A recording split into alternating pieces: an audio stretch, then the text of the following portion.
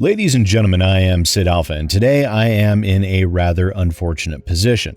Today, I'm in the position of arguing against not one, but two fellow content creators that I both know and respect. Both of these individuals I've known for quite some time, years in fact, and I don't relish the idea of doing this, but sometimes it is, I feel, necessary. Particularly when I'm seeing objectively wrong and inaccurate data and assumptions being put to their viewers as factual.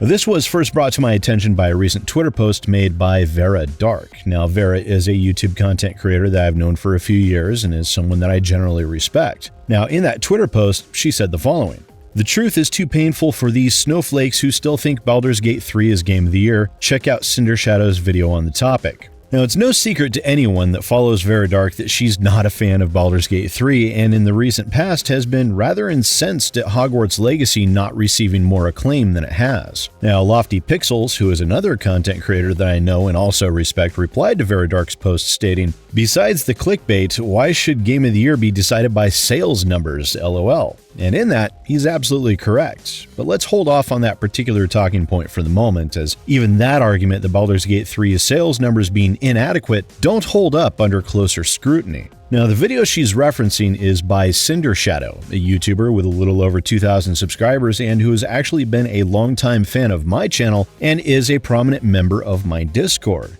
He's a good person, and as such, I'd sincerely hope that none of my viewers take my video and my arguments here as fuel to go attack Cinder Shadow, Vera Dark, Lofty Pixels, or anyone else I know or might mention throughout the course of this video. After all, like I said, I know these people, and I do not want this to become any sort of attack. Merely a clarification and correction. I'm not angry with Vera or Cinder Shadow, but I'll admit, I am at least a little disappointed. So to that end, I'm going to go through the points Cinder Shadow laid out in his video, the rather blatant assumptions that he's making, and to provide some general clarification and awareness. And sadly enough, all of this took me less than an hour of internet searching and data comparison. Now, within his video titled "Baldur's Gate 3 is a financial failure, fans will never see a sequel," Cinder Shadow comes right out of the gate stating that Baldur's Gate 3 is not even on the list of top 10 games purchased this year. Baldur's Gate 3 is not even on the top 10 of games purchased this year. Well, that's right. We're going to look at the top 10 games that were purchased this year. Now, within his video, Cinder Shadow is referencing the research company Circana, who release a monthly chart of best-selling games to date within the United States. Now, there are some problems with the numbers from what I can see, and it severely puts Circana's data accuracy into question for me.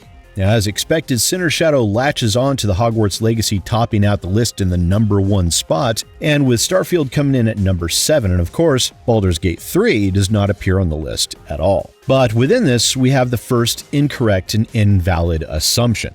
Now here, Cinder Shadow is alluding to Hasbro laying off 1,100 of its employees, and he conflates the $100 million budget of Baldur's Gate 3 to being a check that Hasbro wrote to Larian Studios, and this list is being used by Cinder Shadow as his first pillar of evidence of Baldur's Gate 3 being a financial failure for Hasbro as a reason for most of the Wizards of the Coast staff involved in signing the license agreement with Larian Studios for the use of Dungeons & Dragons IP, stating that it didn't make them any money.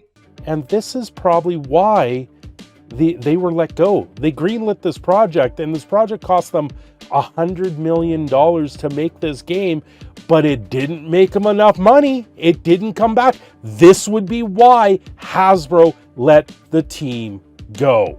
Now let's take a look at the chart data for a moment. Now bear in mind that due to sales figures being nebulous, particularly on Xbox and PlayStation, we only have Circana's word as to their legitimacy, and no actual sales numbers are divulged here, merely spot placement on a list. But we can look at the estimated sales, at least on Steam, along with a few other indicating factors. So Starfield was mentioned, as was Hogwarts Legacy, and I know Vera Dark in particular has been quite unhappy that Hogwarts Legacy did not receive more accolades. So let's take a look at the information on hand for Steam sales. The SteamDB gives us some decent data by way of third-party numbers aggregates for each of these games. And owner estimates places Baldur's Gate 3 at a range of $5.56 million by PlayTracker, all the way up to $27.73 million by Steam Spy. So let's take a look at the same estimates from the same groups for Hogwarts Legacy. And those same companies place Steam sales for that game at $2.74 million on the low end by PlayTracker to approximately $15.6 million by Steam Spy. Now let's look at Starfield, where there we see even fewer, with PlayTracker clocking in at $1.52 million, up at the high end again being Steam Spy at $5.94 million.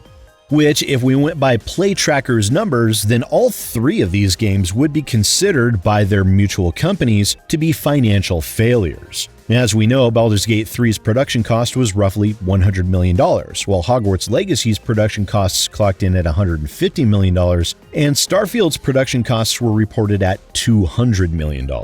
Ironically enough, while these companies would consider all three of these games to be financial failures if one were to go off of the PlayTracker data, Baldur's Gate 3 would still be the most financially successful amongst the three, having roughly twice the total number of sales as Hogwarts Legacy and having only 3/4 of the budget to that game, and also having a little under 4 times the amount of sales as Starfield while spending half as much as Bethesda did. Now, one must bear in mind that PlayTracker is as much of the low end of the spectrum as Steam Spy is on the extreme high end of what the actual sales numbers might be. Gammalytic is likely closer to the true number of sales, but again, that is an assumption. But even with assuming the extreme low end with PlayTracker's numbers, at least on PC, Baldur's Gate 3 is absolutely dominating the other two. And it would seem that Xbox fans feel the same way, as evidenced by a recent statement made by Michael Dowse, the director of publishing for Larian Studios, where he said, "Shout out to the Xbox players who put Baldur's Gate 3 in the #1 spot. It does mean a lot to see you guys buying the game having waited so long. You never know how these things are going to go, so it means a lot." The meaning there is that Baldur's Gate 3 also hit the #1 spot for sales on Xbox, as well as is still on the main panel for Xbox's best-selling games, where Hogwarts Legacy has been relegated to the third and last panel of the bestsellers list, and Starfield isn't even present on that list at all. Now, Cinder Shadow continues on with his premise based on an inaccurate assumption by mathing through how much money Baldur's Gate 3 likely made Wizards of the Coast, and here is the incorrect assumption. That's what Baldur's Gate 3 made for Hasbro. They put in $100 million, so Baldur's Gate 3 approximately made $30 million. That's not a good return on investment at all. That is absolutely horrendous. Now, we do need to take in effect here that it was Larian Studios that put it out there and not Hasbro, so the money might be split between the couple companies and a couple things here.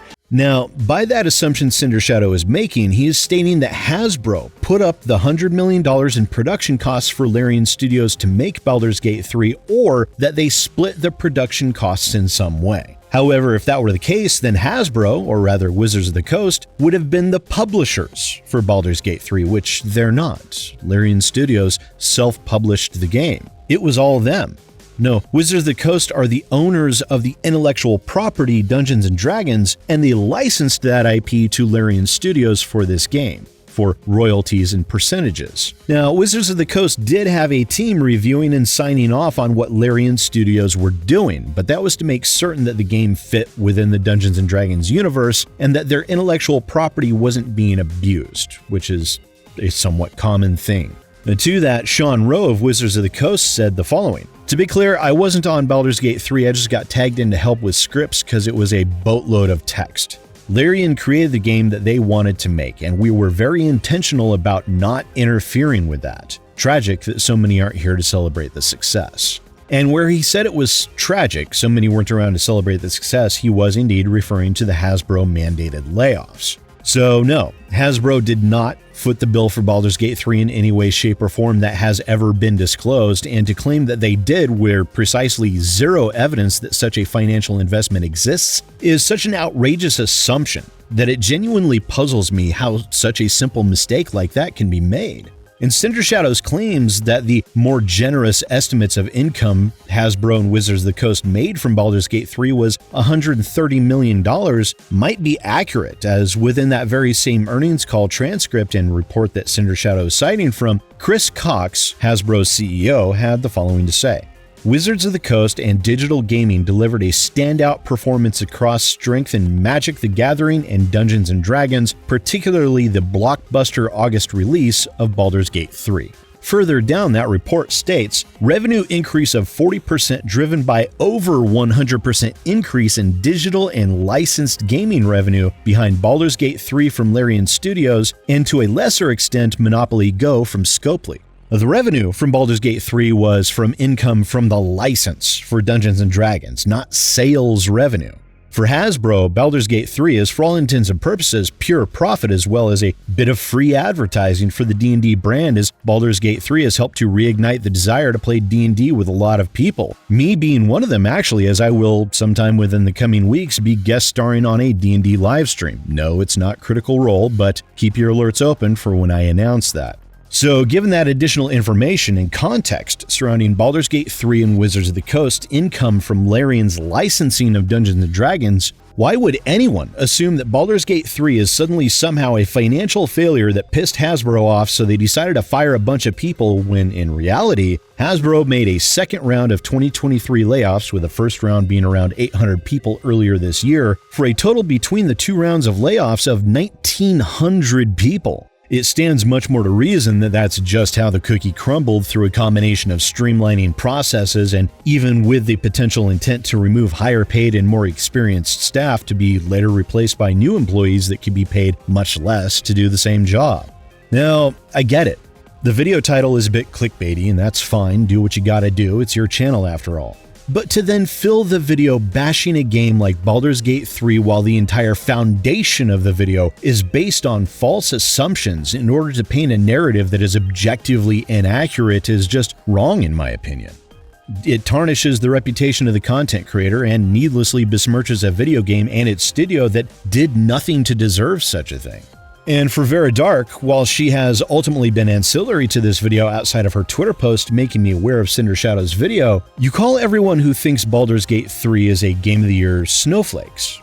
And I know you were unhappy with Hogwarts Legacy not getting awarded Game of the Year, which is fine if you genuinely believe Hogwarts Legacy deserves such a title, but I entirely disagree. The mentality Vera continues to express surrounding these games speaks very much to me of a continued divergence from critique and from objectivity. The Hogwarts Legacy was, at the end of the day, a pretty game, to be sure, and it was fun to explore that world from a visual perspective at least, but the gameplay itself, as well as both the story and companions, were extremely average. It's no surprise that the game sold well because of the Harry Potter IP and the graphical fidelity of the game, but it offered little more. Now for Starfield was so completely and utterly bland at every conceivable level that it genuinely achieved absolute mediocrity, and gamers have by and large been receiving it as such. So it's no great surprise that amongst those three games, Baldur's Gate 3 ended up becoming the victor. It was, bluntly, the superior game delivered by a game studio that actually listens to their players and shows something that has been sorely lacking in the AA and AAA industry for quite some time now, which is genuine passion. And it's a shame, too. Recently, I was having a discussion with a few people, and a guy literally told me that Baldur's Gate 3 was a new evolution of video games, to which I unfortunately had to shut him down there as well, because it is in no way an evolution into a better world of gaming. Remember Baldur's Gate 2, Icewind Dale, the original Dragon Age, games with no microtransactions, no loot boxes, no battle passes or season passes or pay to win or pay for advantage or pay for 24 hours early release or in-game skins that cost as much as other games do. With a fully fleshed out single-player story with excellent characters, an interesting and engaging plot, game mechanics that you can get away with a metric ton of shenanigans with, and solid multiplayer potential to boot. It is a return to form for the games industry, not an evolution. It is a reminder of what the games industry used to be like when it was a great deal more fun and better value for the gamer than anything in current day.